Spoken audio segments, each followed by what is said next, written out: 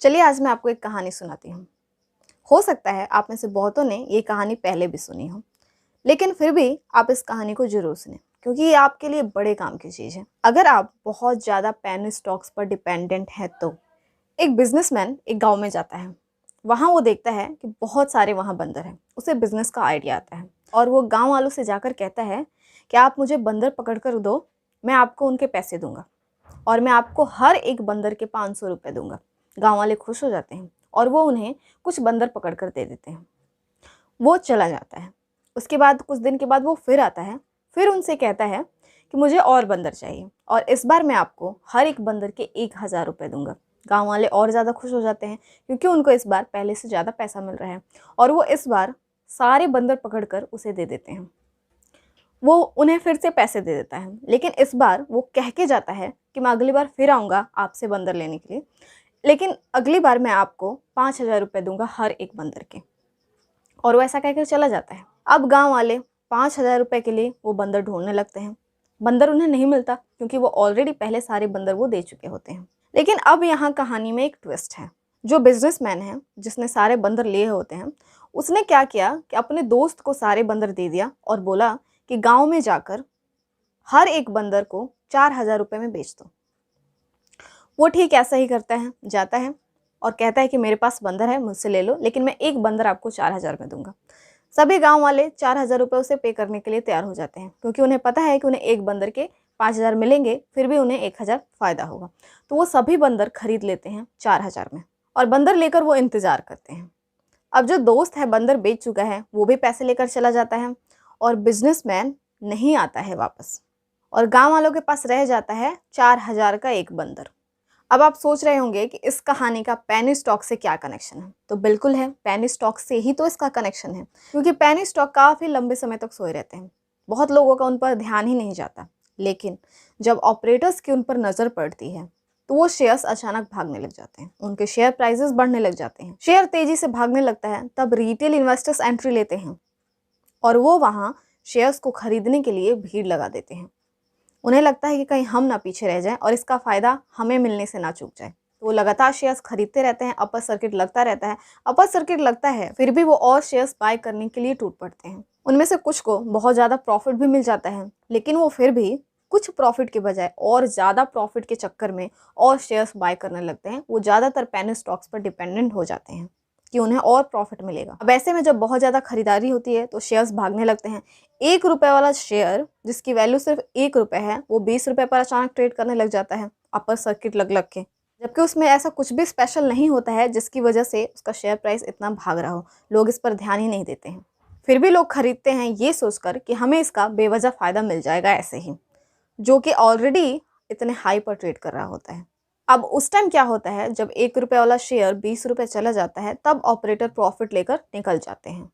उसके बाद जो रिटेल इन्वेस्टर्स हैं उनके पास रह जाते हैं हाई रिस्क पर लिया हुआ शेयर और उसके बाद लगने लग जाता है लोअर सर्किट और रिटेल इन्वेस्टर्स करने लगते हैं इंतज़ार वो शेयर्स लेकर। तो अब आप तो समझ ही गए होंगे कि इसमें से आप क्या हैं और बंदर क्या है। अगर अभी भी आप नहीं समझे तो चलिए मैं बताती हूँ। इसमें जो ऑपरेटर्स हैं वो है बिजनेसमैन, जो गांव वाले हैं वो है रिटेल इन्वेस्टर्स और जो इसमें 4000 का बंदर है वो है हाई रिस्क पर पेनी स्टॉक में लिया हुआ शेयर।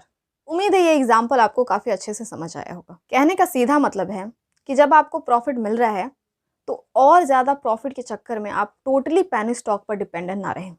हाई रिस्क पर कभी भी पेनी स्टॉक्स में एंट्री ना लें, बहुत ज़्यादा इन्वेस्ट ना करें, बहुत ज़्यादा पैसे उस पर ना लगाएं और कभी भी भागते हुए स्टॉक्स के पीछे आप ना भागें। जो ऑलरेडी भाग चुका है उससे दूर रहें। चलिए आज के इस वीडियो के बारे में हम बात करते हैं। इसमें आज हम आपके लिए 7 पेनी स्टॉक के डिटेल्स लेकर आए हैं और ये 7 स्टॉक्स ऑन डिमांड है। आप में से ही कुछ लोगों की क्वायरीज थी, उसमें से मैंने बहुत सारी क्वायरीज थी, लेकिन मैंने अभी 7 स्टॉक्स को ही सेलेक्ट किया है। उसी की पॉजिटिव एंड नेगेटिव चीज़ें जानते हैं जिससे कि आपको सारी चीज़ें क्लियर हो जाएंगी और आप इजीली समझ जाएंगे कि स्टॉक इन्वेस्ट करने के लिए कैसा है। Suzlon, JP power and Syncom formulations, इन 3 स्टॉक की भी क्वारीज बहुत ज़्यादा थी, लेकिन मैं इन पर ऑलरेडी पहले वीडियो बना चुकी हूँ, पूरी डिटेल एनालिसिस मैं कर चुकी हूँ। वीडियो की लिंक आपको डिस्क्रिप्शन बॉक्स में नीचे मिल जाएगी, आप वहाँ से चेकआउट कर सकते हैं। तो जो हमारा पहला स्टॉक है वो है GTL इंफ्रा। इस स्टॉक का जो करंट शेयर प्राइस है 2.30 है और इसका जो 52 वीक हाई है 4.90 है और ये अपने 52 वीक हाई से 53% नीचे ट्रेड कर रही है, यानी कि स्टॉक अपने 52 वीक हाई के आधे दाम पर आपको मिल रहा है। पिछले एक साल में इस स्टॉक ने 130% का रिटर्न दिया है और पिछले 3 महीने में 35% का रिटर्न दिया है। सिंपली ये एक टेलीकॉम सेक्टर की कंपनी है और ये इंडिपेंडेंट टेलीकॉम टावर कंपनी है। कंपनी कई टेलीकॉम ऑपरेटर्स को शेयर्ड बेसिस पर टेलीकॉम टावर प्रोवाइड कराती है। अगर आप इसके पी को चेक करेंगे तो कई जगह ये नेगेटिव शो हो रहा है, लेकिन स्टॉक का जो पी है वो अभी लो है, अपने सेक्टर पी से अभी लो पर ट्रेड कर रही है। डेप्ट फ्री कंपनी है, किसी भी तरह का कोई डेप्ट इस पर नहीं है। लेकिन ध्यान देने वाली बात यह है कि स्टॉक अभी ASM लिस्ट में है, इस बात का आप ध्यान रखें।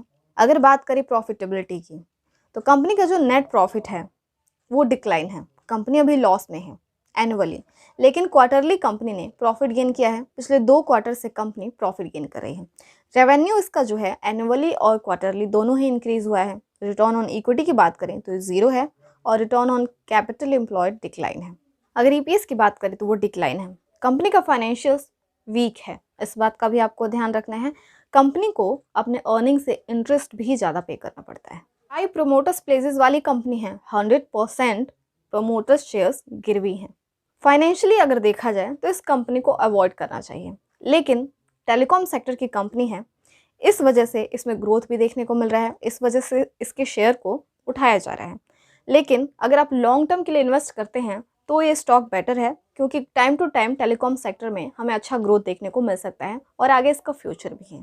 टेलीकॉम सेक्टर में हमें आगे ग्रोथ देखने को मिल सकता है, तो इस स्टॉक को भी इसका फायदा मिल सकता है। तो लॉन्ग टर्म प्रोस्पेक्ट से थोड़े से रिस्क के साथ इसे रडार पर रखा जा सकता है, लेकिन इसके फाइनेंशियल्स को आप जरूर ध्यान में रखें, जो कि काफ़ी वीक है। चलिए बात करते हैं अपनी सेकंड कंपनी की, वो है रतन इंडिया पावर। रतन पावर पावर जनरेशन कंपनी है, जो कि पावर डिस्ट्रीब्यूशंस एंड ट्रांसमिशंस के बिजनेस में एंगेज्ड है। कंपनी का जो करंट शेयर प्राइस है 7.95 के अराउंड है और ये अपने 52 वीक हाई से करीब 21% नीचे ट्रेड कर रही है। अगर इसके पी रेशियो की बात करें तो 12.9 है और इसका जो सेक्टर पी है 22.28 है। अपने सेक्टर से ये भी नीचे ट्रेड कर रही है। क्वार्टरली कंपनी का परफॉर्मेंस बेहतर रहा है। क्वार्टरली इसका रेवेन्यू और प्रॉफिट दोनों ही इंक्रीज हुआ है, लेकिन एनुअली कंपनी का जो परफॉर्मेंस है वो इतना बेहतर नहीं है। इसलिए लो पाइट्रोस्की स्कोर वाली कंपनी है, जो कि सीधा इंडिकेट करता है कि फाइनेंशियली वीक है, लेकिन क्वार्टरली कंपनी का revenue, net profit margin, income सब कुछ इंक्रीज हुआ है।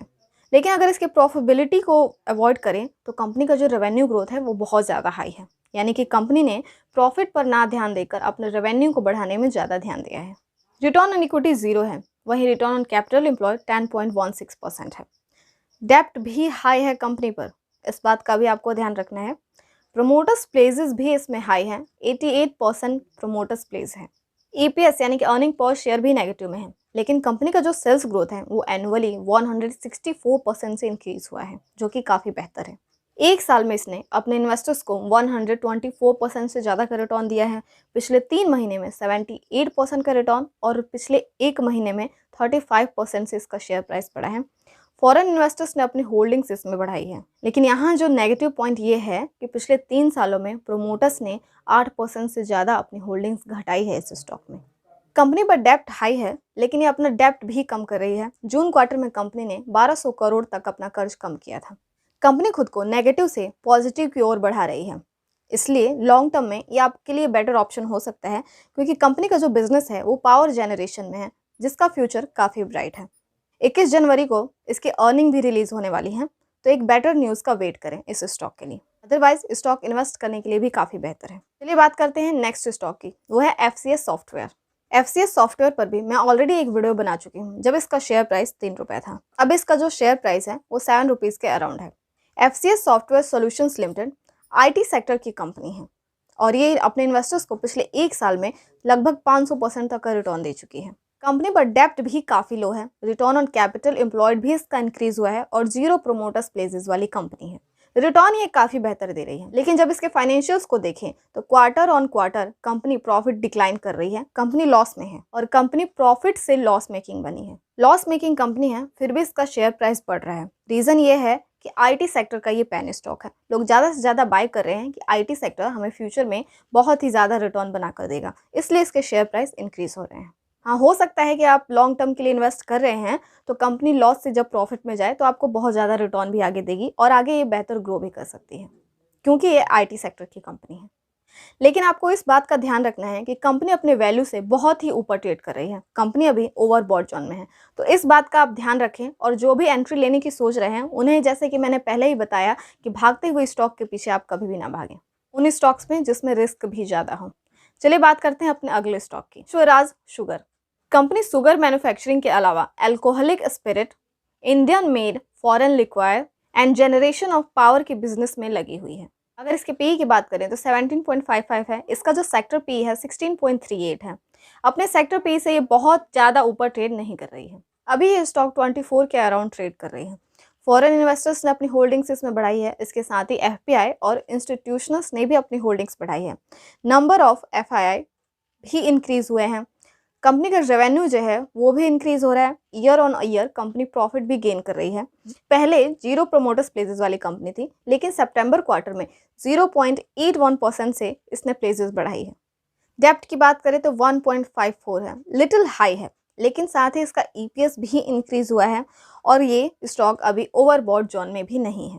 जिनकी भी पहले से इसमें होल्डिंग्स हैं वो बेफिक्र होकर होल्ड करें, क्योंकि शुगर सेक्टर में टाइम टू टाइम बेहतर ग्रोथ देखने को मिलता रहता है और उनसे बेहतर रिटर्न भी मिलता है। अभी हाल ही में कंपनी ने FY22 में Q3 रिजल्ट पेश किया है, जिसमें कंपनी का जो नेट प्रॉफिट है वो 3.35% से ईयर ऑन ईयर बेसिस पर बढ़ा है। कंपनी का जो दिसंबर नेट सेल्स है वो 61% से इंक्रीज हुआ है। कंपनी ने बेहतर परफॉर्म किया है, इसलिए इन्वेस्ट करने के लिए भी कंपनी बेहतर है। चलिए बात करते हैं अपने नेक्स्ट स्टॉक की, नंबर 5, वो है Orient green power. Orient green renewable energy sector से जुड़ी है और यही रीज़न है कि इसमें अच्छा खासा ग्रोथ देखने को मिल रहा है। कंपनी रीन्यूएबल एनर्जी एसेट्स को डेवलप, ऑन एंड ऑपरेट करती है। 3 साल में इसने अपने इन्वेस्टर्स को 700% से ज़्यादा का रिटर्न दिया है। पिछले 3 महीने में 400 से ज़्यादा का रिटर्न और पिछले 1 महीने में ही 100% का रिटर्न इसने दिया है। बहुत ही ज़्यादा रिटर्न देने वाली कंपनी है ये। नो डाउट कंपनी जिस सेगमेंट में है, रीन्यूएबल एनर्जी सेक्टर में है, तो ये आपको बहुत ही ज़्यादा रिटर्न देगी। आगे भी फ्यूचर में इसमें ग्रोथ काफ़ी देखने को मिल सकती है। बहुत ज़्यादा रिटर्न ये दे भी रही है। अगर इसके हम करंट शेयर प्राइस की बात करें तो 24 के अराउंड है और ये अभी अपने 52 वीक हाई से करीब 15% नीचे ट्रेड कर रही है। लेकिन जब भी पेनी स्टॉक के फाइनेंशियल्स की बात आती है तो उनमें से ज़्यादातर पेनी स्टॉक्स के फाइनेंशियल्स बहुत ही ज़्यादा वीक होते हैं और यहाँ भी यही कंडीशन है। इसका भी फाइनेंशियल्स बहुत ही ज़्यादा अच्छा नहीं है। कंपनी पर डेप्ट पहले से भी बहुत ज़्यादा है और कंपनी अपना डेप्ट बहुत ज़्यादा बढ़ा भी रही है। प्रमोटर्स ने अपने प्लेजर शेयर्स बहुत ही ज़्यादा कम करके 0 प्रोमोटर्स प्लेजर्स वाली कंपनी ये बन गई है, जो कि काफ़ी अच्छी बात है कंपनी के लिए। हाई ईपीएस ग्रोथ भी है। क्वार्टरली कंपनी ने रेवेन्यू और प्रॉफिट दोनों ही इंक्रीज किया है। पीई भी इसका लो है और स्टॉक ओवरबॉट जोन में भी नहीं है, इसलिए लॉन्ग टर्म में बेहतर रिटर्न के लिए इस स्टॉक को भी रडार पर रखा जा सकता है। चलिए बात करते हैं नंबर 6 स्टॉक की, NCL research and financial services.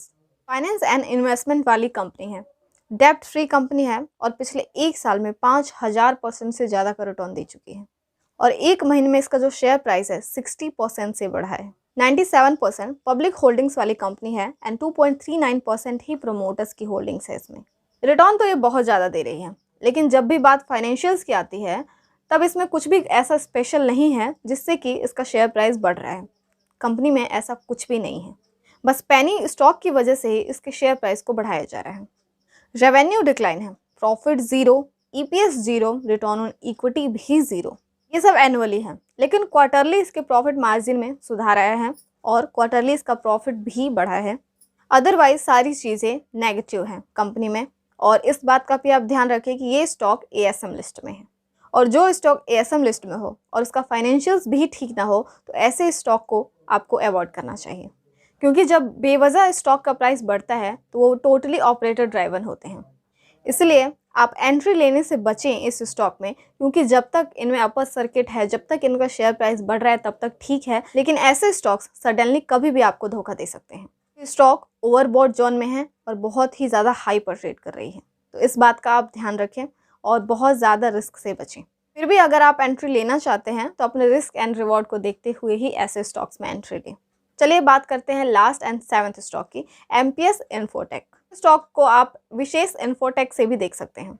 IT services देती है कंपनी, जैसे कि networking solutions, telecommunications, enterprises softwares, domain registrations and web hosting services. इसके अलावा ये वैल्यू एडेड सर्विसेज भी देती है।